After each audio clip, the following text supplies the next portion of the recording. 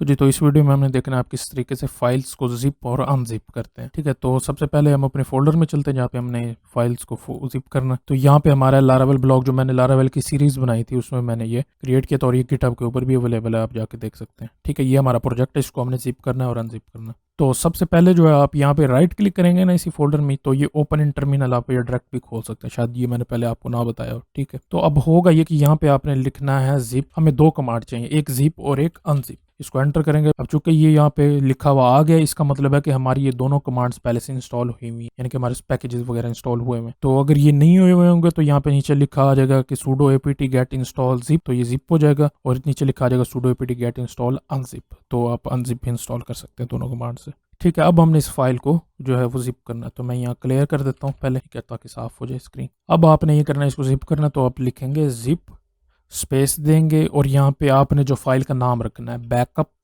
या मैं कर लेता हूँ ब्लॉग डॉट जिप, फिर स्पेस देना है, फिर यहाँ पे इसका नाम आएगा। इसको मैं राइट क्लिक करके रीनेम कॉपी कर लेता हूँ।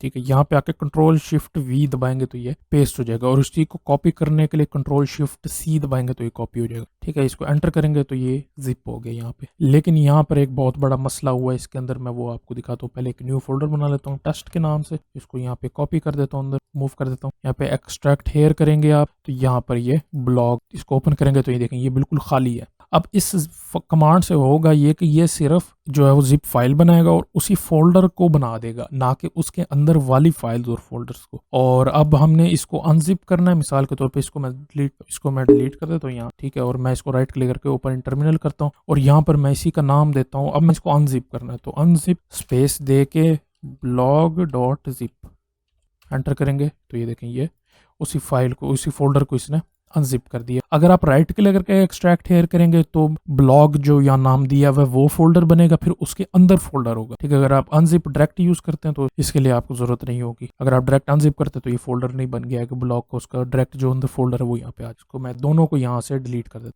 अब वापस चलते हैं अपने दूसरे टर्मिनल के ऊपर। ठीक, यहाँ पर अब मैंने जो है यहाँ पर सिंपल एक चीज ऐड करनी है जिप के बाद। सबसे पहले मैं आपको ये दिखा देता हूँ। जिप लिखेंगे तो यहाँ पर ये है hyphen R recurrence into directories, यानी कि जितनी डायरेक्टरीज हैं उसके फोल्डर के अंदर वो भी और फाइल्स भी, वो भी सारी की सारी जो साथ जिप करा दे।